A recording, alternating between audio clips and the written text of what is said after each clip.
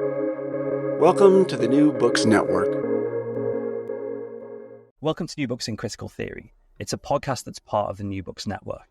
On this episode, I'm talking to Laura Beers about Orwell's Ghosts, Wisdom and Warnings for the 21st Century. So welcome to the podcast. Thanks for having me on. This is a fantastic book. It's one of those great books that is both a history book, a politics book, but it's also, I think, a book that is incredibly important and speaks, directly to contemporary questions. And the place to start really with the book is a kind of why question. I guess why write a book about Orwell now, and what is the, I suppose, kind of contemporary motivation for the book? Well, I've been teaching Orwell since, I guess, 2016, 2017. He's a writer whose relevance to understanding the early decades of the 21st century has always seemed to me self-evident. But in recent years, it's become clear to me his continued valence for understanding the 21st century. And I think the moment that really kind of crystallized the importance of understanding Orwell and reading Orwell in our current political moment was January 6th, 2021. And in the aftermath of the attack on the U.S. Capitol, you had former President Donald Trump's son, Donald Trump Jr., claiming that this was Orwellian censorship when his father was thrown off of Twitter, now X, for his comments about the January 6th insurrection. And similarly, Josh Hawley, who is a U.S. Senator from Missouri and a social and political conservative, who had shown solidarity with the rioters and subsequently had his book contract canceled by Simon & Schuster, saying that, this was Orwellian censorship. And listening to this as someone who had been teaching Orwell for several years, I thought, that's a real misconstruction and sort of stretch at best of what Orwellian means, and that there is space for revisiting Orwell in the context of our current politics. Because once you started looking for invocations of his name in the last few years, they're everywhere. And they're used by both sides of the political spectrum. Effectively, anyone who finds their own politics being questioned or disagreed with, has a tendency these days to say, oh, well, whoever is criticizing me that's Orwellian, thought policing, or that's Orwellian censorship. But actually, if you look at what Orwell has to say about the politics of truth, it's more complicated than that. So that's what brought me into this project now. But then, as I'm sure we'll discuss, the book is about much more than just censorship and thought policing, and kind of looks at Orwell's body of work in a much larger context, both in relation to the early 20th century and in relation to the 21st. The book is sort of about two people, really. One is, George Orwell, who I guess, people are familiar with, the author, the commentator, the critic, the political activist, the soldier in some cases. And then also Eric Blair. And I'm sort of intrigued because as the book develops, it becomes, much more focused on Orwell, but Blair is kind of always there. And I wonder, in some ways it's impossible to separate the two, isn't it? But if you could kind of introduce both of these people, and I suppose kind of, how they differ and maybe why Eric Blair becomes George Orwell. Well, Eric Blair is his given name. He never legally changes his name to George Orwell. It's his nom de plume, his written name. And Eric Blair is born in Matahari in the British Raj. His father is part of the Imperial Civil Service. He comes from a long line of, sort of empire family on both sides. And while he's born in India, he moves back to Britain with his mother and his older sister at the age of 1. So he basically, he has this imperial pedigree, but he grows up in Britain, where he attends prep school and then goes on a partial scholarship to Eton. Doesn't go on to university from Eton, unlike several of his friends while he is at school, who will become both his friends and his supporters later in his literary career, as they go on to establish careers of their own via Oxford and Cambridge, and then a life of letters. But he goes back to the empire, and he joins the Indian police service, and he's given a choice of where he would like to serve, and he chooses Burma, which is where his mother, who is part English and part French, but also from an imperial family, grew up. And so he's basically going back to his roots, in a sense, despite the fact that he himself had never visited Burma before joining the Indian police. And so he is this kind of, as he describes himself, lower upper middle class child, Eric Blair, and naive in many ways. He has, what he refers to as a kind of Bolshevik socialist politics, like most young people of the day, in the wake of World War I, when he goes off to serve in the police in Burma. But there he has a real political awakening. So the birth of his political consciousness really takes place in Burma. And it's there that he realizes that maybe the British Empire is not as benign as he had been taught that it was in prep school and later in Eton, that maybe the dynamics of social power are more complicated than he had understood them. I mean, effectively, because he was a scholarship boy at school, he had understood himself as the oppressed and the disadvantaged growing up. And then he realizes that, his family, who are living off of a civil service pension of several £100s a year and who are privately educating all of their children, and, are really not as disadvantaged as he had perceived himself to be as a child, but actually that the entire position of Britain on the global stage is one of comparative power, versus the disadvantage and exploitation of what we would now call the global South. And it causes a real rethink in his politics, which then, when he returns to Britain, translates into looking at his own society at home through a new lens, and begins a career which, when Orwell starts out, we think of him now as someone who writes about political oppression and really who writes about the politics of the Soviet Union. In many ways, that's what Animal Farm is directly about and how many people understood 1984. But when he begins his writing career, it's as a social critic of Britain and of the British Empire. And so partly the transformation from Eric Blair to George Orwell is one that takes place in Burma. But in taking on the name George Orwell, he's signifying a break with his youthful self, on the one hand. But he's also, on a totally different level, he's sort of sparing his parents some embarrassment, right? Because he does come from this, what he refers to as a lower upper middle class, family with social standing. And he's writing about his social investigations going down and out, slumming in London's East End, his really vitriolic critiques of empire in his novel Burmese Days. And he doesn't want to embarrass his parents. So in some ways, who he's living with at the time, actually, that his first book is published, taking on a nom de plume is meant to spare them as much as anything.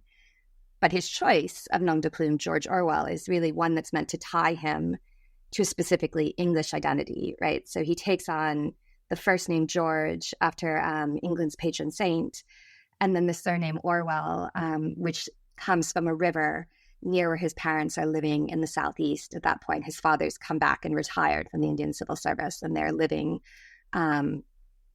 in Southwold in a kind of effectively a civil service retirement community.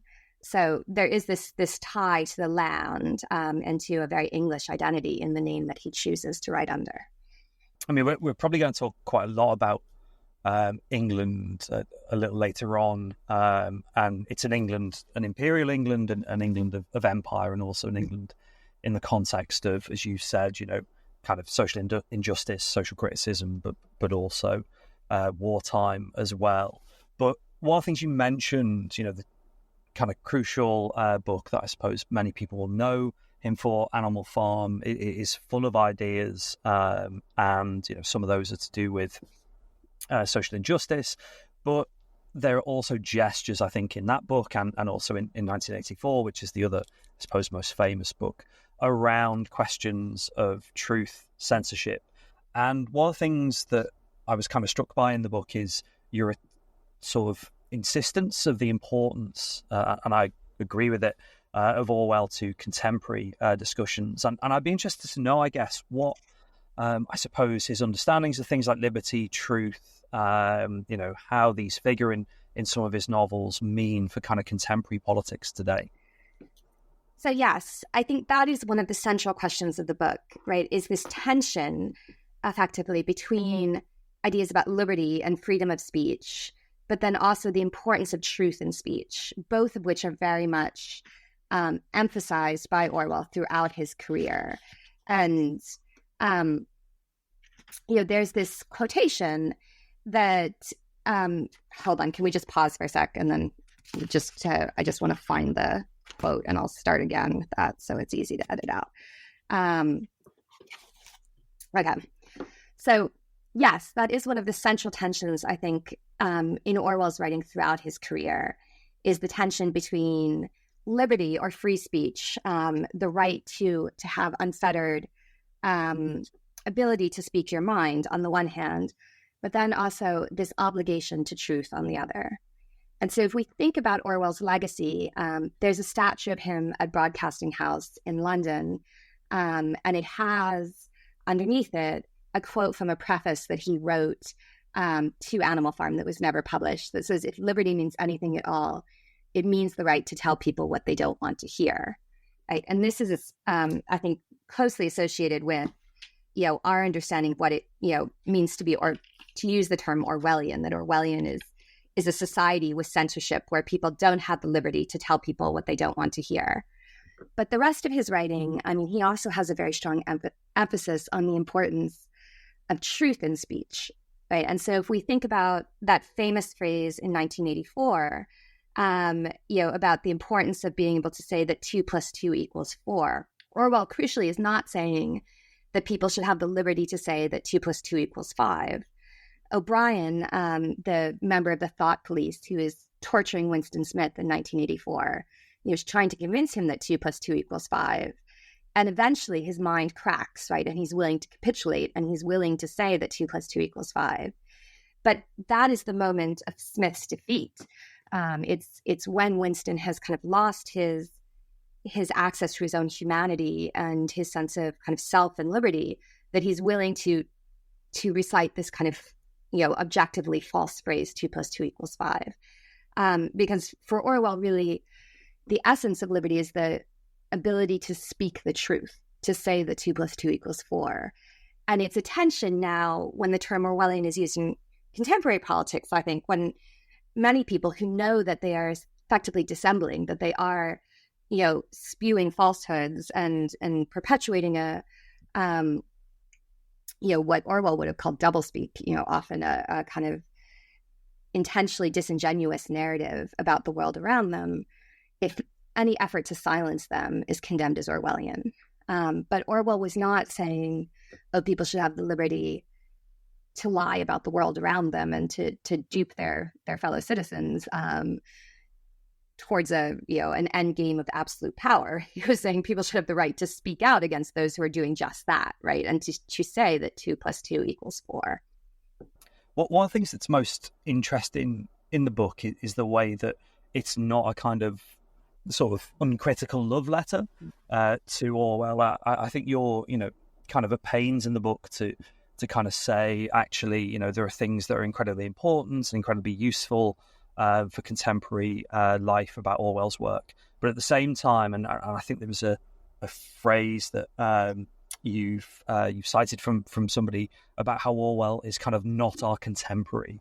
And I suppose one of the ways we might illustrate this is, on the one hand, he's an incredible critic of imperialism. It'd be great to hear a bit about his critiques of imperialism. But at the same time, his critique of imperialism is one based on the time he is living in and his views, I guess, we probably think of as kind of problematic, to use that sort of euphemism today, if not kind of outright racist, in fact. And it'd be good, I suppose, to get a sense with that case study of imperialism of the kind of, I suppose, balance between the contemporary importance, but also the idea of him being a character of his time.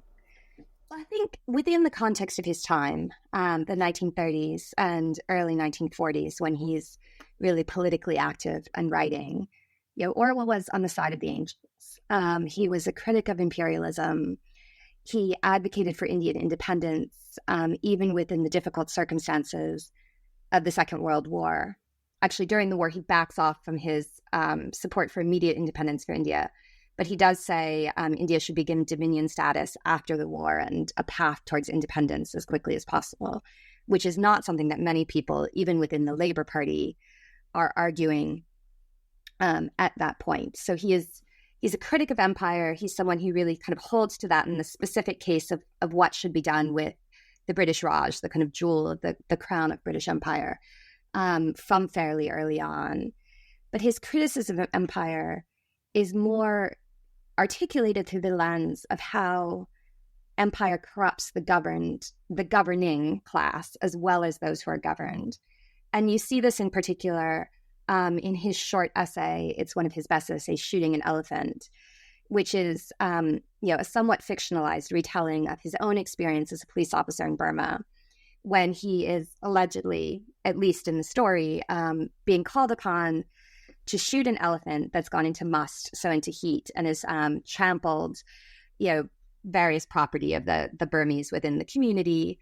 But he knows at the point that he shoots the elephant that the elephant is no longer in must, is no longer a threat, that it's a kind of crucial source of income for its owner, and that shooting it would be both pointless, but would also kind of harm this individual and it would harm the local economy. But he feels social pressure from the Burmese masses, the sea of Burmese faces, as he describes them, to do this thing that he knows to be wrong, because otherwise he'll lose face.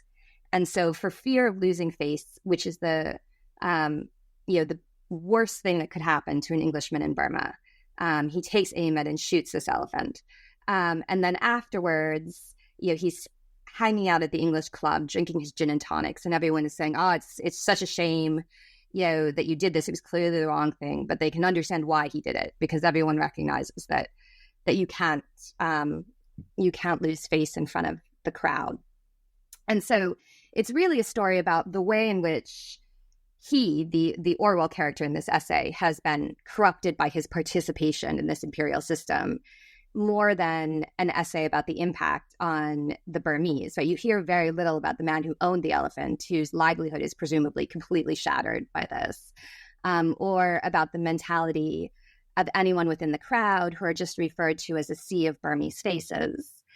And you get slightly more empathy for the actual people of the Raj in his other most famous imperial essay, A Hanging, which is, again, told in the first person, and is a perhaps somewhat fictionalized or retrospective gloss on a hanging that he ostensibly witnessed taking place in Burma. And he offers a real humanity to the man who is being executed as he portrays him. He's someone who steps to avoid a puddle as he's being walked to the scaffold, who is very much human. But at the same time, it is principally an essay about how the hanging of this man impacts the British and Burmese officers who are complicit in it, who order it and who carry it out. And at the end, this group of rulers of the Raj find themselves getting intentionally very drunk to wash the stain of their kind of dirty action in sentencing this man who we don't know his crime, but we assume he's sort of some kind of petty thief or something that you wouldn't think was, his crime is not commensurate with the punishment being executed. And so again, despite the fact in hanging, there is a recognition of the humanity of the Burmese. It really is an essay about how participation in empire corrupts the ruling class. And you see that as well in his novel about the Empire Burmese days, which he begins to write while he is in Burma, and he doesn't publish till after he's come home, and after he's published his first piece of nonfiction, Down and Out in Paris and London. But again, this is a novel that really focuses on the white characters and the way that the empires destroyed the white characters.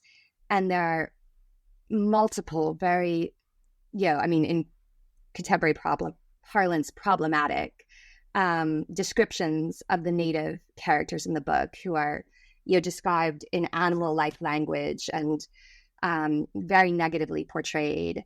And it isn't in any sense a kind of woke text, right? There is no real conscious recognition that these people are as three-dimensional and as human as the white characters that form the center of the novel.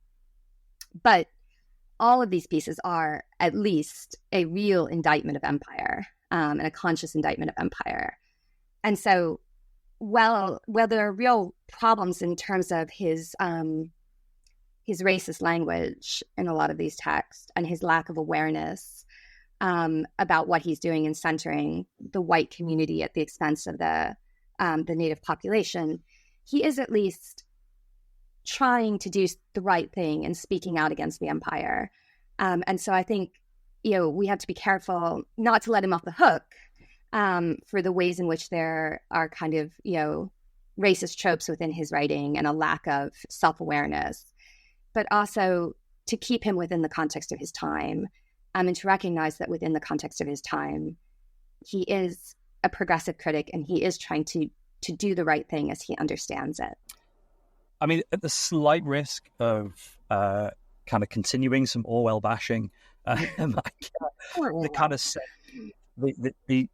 we have a similar kind of tension, albeit perhaps less progressively kind of conceived when we think about his views on gender, and I think the chapter on gender is really kind of interesting in the way that not only do you give quite sort of unflinching kind of critical take on Orwell's gender politics, and indeed the kind of gender politics of the time, particularly with regard to the feminist movement in England, in Imperial England at the time, but at the same time you do kind of frame this by thinking about the way that, not as simplistic, but his ideas are still relevant, but rather, I guess, a kind of critical look at the distance and the kind of differences we've got since then. And it'd be great, I suppose, to kind of continue that theme as we did with Orwell and imperialism, about, I suppose, kind of what's useful from his gender politics, but equally, what do we need to be critical of? Well, here I'm going to give Orwell less benefit of the doubt than when it comes to his imperial politics, as I think really what's useful from Orwell's gender politics is little to nothing. I mean, he tries very much to be on the right side of history and on the side of the angels when it comes to empire. When it comes to feminism, he has little time for feminism.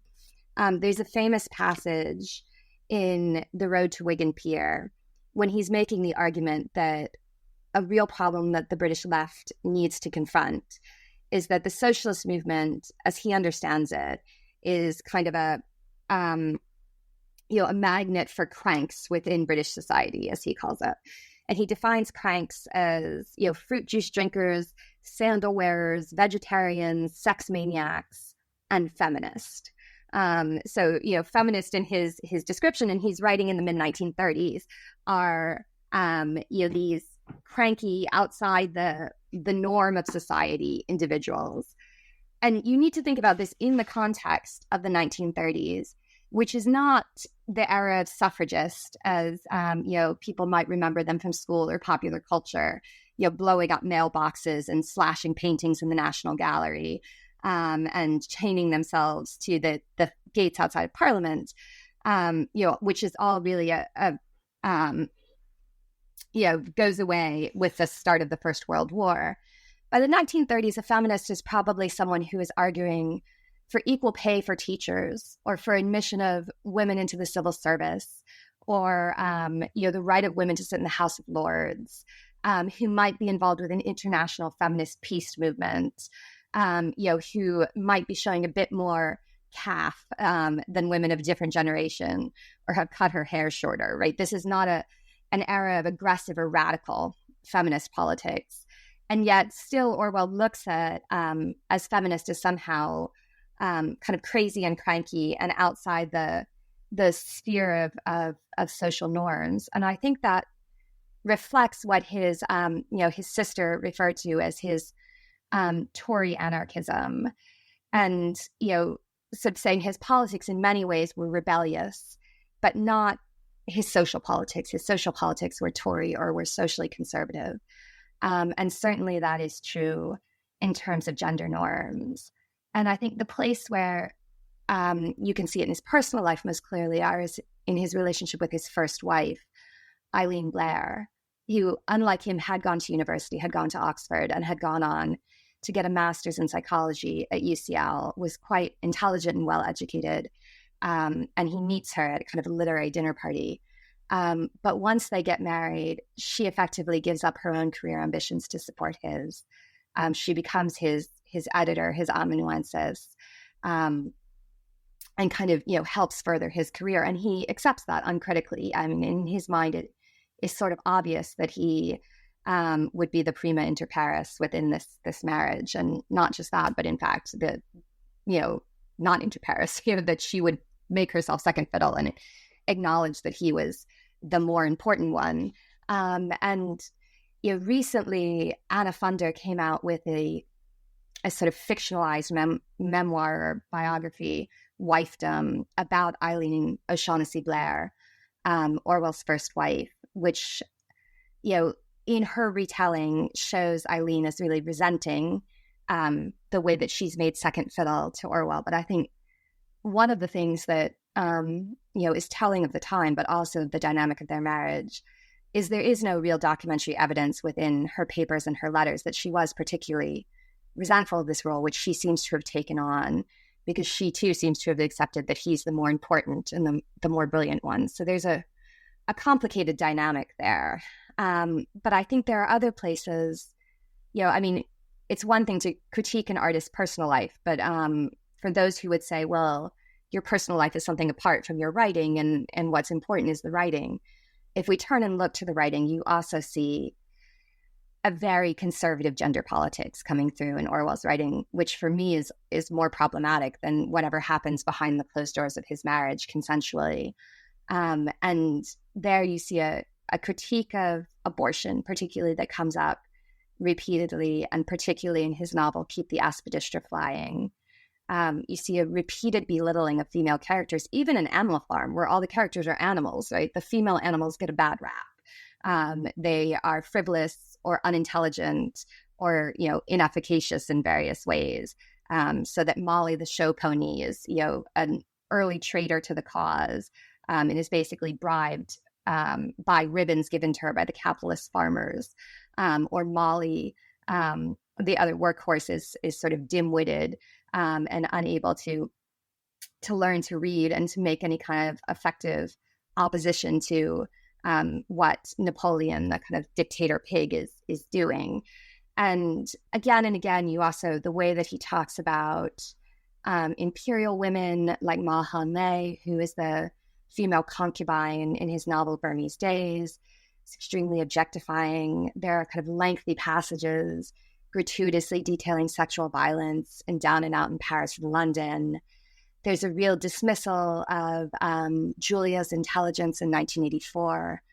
And Sandra Newman has just recently written a novel entitled Julia, which is a retelling of 1984 from Julia's perspective, which really, its premise is, what if we accept her intelligence and her kind of wholeness as a thinking mind, as opposed to writing it off, and then imagine what this story would have looked like through her lens. And you see a very different and much more nuanced picture than we get of her in 1984. So I think in both his personal life, but also in his writing, there is a unwillingness to take women's viewpoints seriously. There's a real lack of engagement with women as workers, despite his defense in much of his writing of the working class.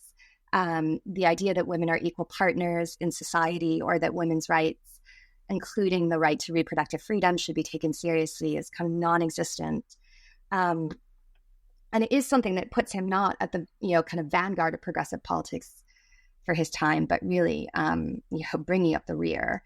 And so I think we should think critically about what it means that someone who did identify throughout his career as on the political left could have also had no time for feminism And I think that's something that, again, has 21st century resonance, right? Most feminists consider themselves of the political left, but not everyone on the political left considers themselves a feminist.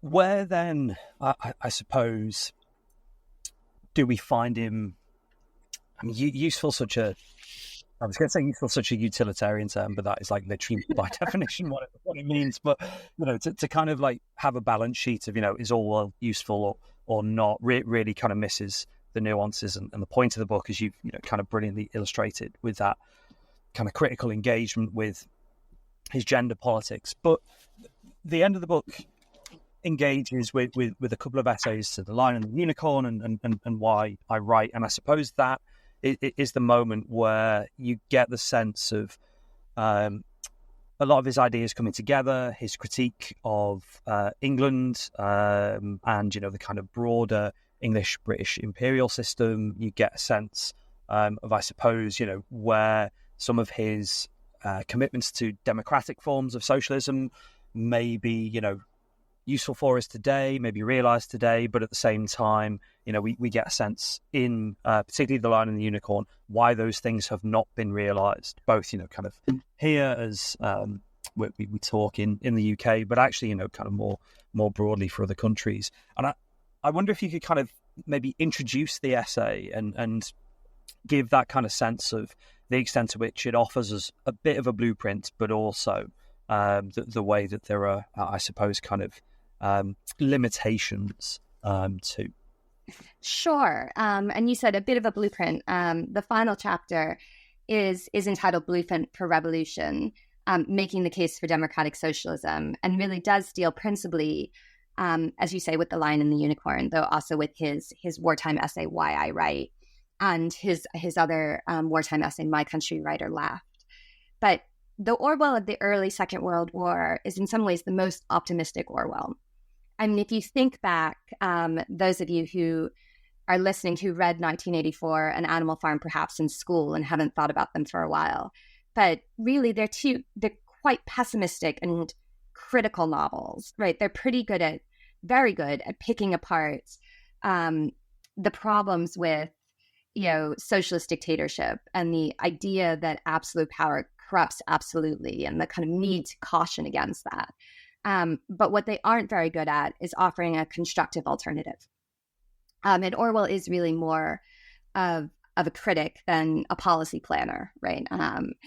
And the one exception, arguably, is The Lion and the Unicorn, which is written early in the First World War, during the Blitz, at this period when Orwell truly believes that a social revolution is going to have to take place in Britain in order for Britain to be able to hold together and to defeat Nazism. And he is very much an active anti-fascist throughout his career. It's something maybe we can talk about later if we have the time.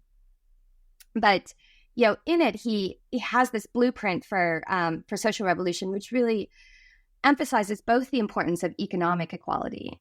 And he, during the Second World War, he does use the phrase the 1%, right? Which has entered common parlance in the last few years to talk about the elite. And, he says that people actually, that incomes need to be limited so that the highest, amongst society are no more than 10 times that of the humblest, which is, of course, not the case really anywhere in the West in the present age, nor was it the case at his time.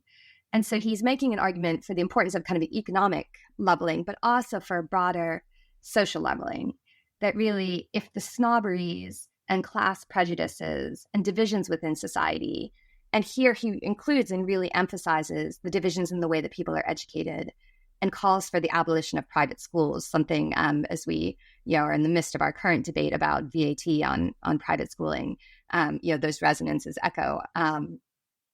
Despite having been privately educated, he believes that private schooling is a corrosive tool of social differentiation, and that really there's an importance if Britain is going to achieve some kind of better society and effectively defeat Nazism, of breaking down those economic and class barriers that separate the British people. And of course, he's ultimately proved wrong, right? Britain does come through victorious in the Second World War. And it is true, as I discuss in the book, that the Attlee government that's elected after the war does, attempt a significant degree of social redistribution, but we come nowhere close to the world that Orwell is proposing in The Lion and the Unicorn, right? Private schools are left untouched by the Attlee administration. I've written another book on Ellen Wilkinson, who was Attlee's first Minister of Education, and one of the real posthumous debates surrounding her tenure there was her decision not to touch private schooling. But also, while progressive taxation and nationalization are introduced, and both of those were things that Orwell advocated, that level of social leveling never comes into being in Britain, nor anywhere else in the West. And so the emergence of welfare states was something that Orwell supported, but by the mid-1940s, he's already recognizing that the welfare states that are emerging across the West after World War II are not going as far in terms of a real social revolution than he had hoped to see. And that instead what you're getting is a kind of bureaucratic state and an expanding state sector, but not necessarily a kind of true revolution. And in some ways, 1984, which is set in London, and the ruling government, INGSOC, is short for English Socialism. It's meant to be an English Socialist administration, right? But is more of a kind of power consolidating bureaucratic regime than it is a truly communitarian and redistributive regime. And that is, he's not critiquing socialism per se. He identifies as a socialist until his death, but he's critiquing that kind of limited idea of socialism that is about bureaucracy and centralization and state power, as opposed to about real both social and economic change within a broader society. I mean, you mentioned like so many more things we could have talked about. Actually, it's almost kind of strange, to be talking about Orwell and not talk about things like his literal active service against fascism in Spain, as well as the kind of circumstances of his death and how this kind of shapes his final bits of writing. But I suppose that's something that people can kind of dip into the book, and they can kind of get the sense of how much more both, Orwell's kind of life is about and also that the book covers. To wrap up, though, I'm sort of intrigued by what you're going to do kind of next after this book, partially because, you mentioned having taught a course on Orwell. You also mentioned, your other work looking at Britain in the 1940s and the kind of impact of things like the Attlee government. And I'm intrigued by whether, there's kind of more Orwell in your future, or whether you're thinking in terms of, I suppose, doing a kind of a different research project, a different bit of historical, political work. Well, I mean, Orwell will always be with me. I think one of the things about my writing is if you go back and look at any of my books, either edited or sole authored, an Orwell quotation makes it into all of them, because he, I think, has so much relevance to how we understand both the past and the present. But I'm not intending to stick with Orwell for the future. I think when you first introduced the book, you said it was this kind of hybrid of politics and history and contemporary commentary. And I think that really encapsulates how I think of myself as a scholar. I am trained as a historian and I'm a historian, but I'm very interested in the relevance of history to our contemporary moment. And so the project I'm working on now deals with reproductive politics. And so its closest link is probably to the gender chapter in Orwell. But thinking about how discussions about artificial reproduction, so surrogacy and IVF, and artificial insemination and egg freezing, which are technologies that are approaching their 50th anniversary. The first IVF baby is actually born in Britain, in Oldham, in 1978. But how those technologies have been politicized and contested within contemporary society, not just in Britain, but throughout the West. And obviously, for those of you who keep an eye on American politics, those are in the aftermath of Dobbs and in the context of the current U.S. election, very much live political questions at the moment. but I'm interested in how they've evolved over the 50 years since the advent of IVF. So it's in some ways in a very different vein, but if you look at the body of my scholarship, the intersections between politics and feminist politics in particular, and society more broadly, is something that I've long been interested in. So it's picking back up with that thread.